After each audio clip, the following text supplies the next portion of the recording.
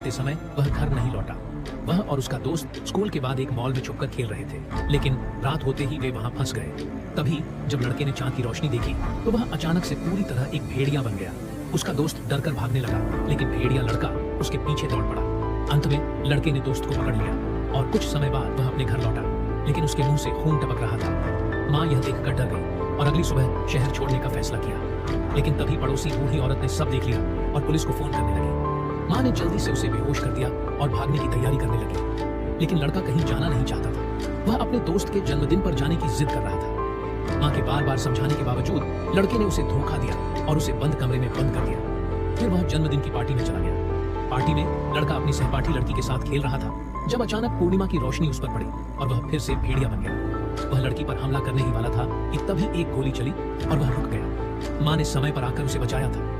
यह सब माँ की सहेली के कारण संभव हुआ, जिसने घर जाकर उसे छुड़ाया था।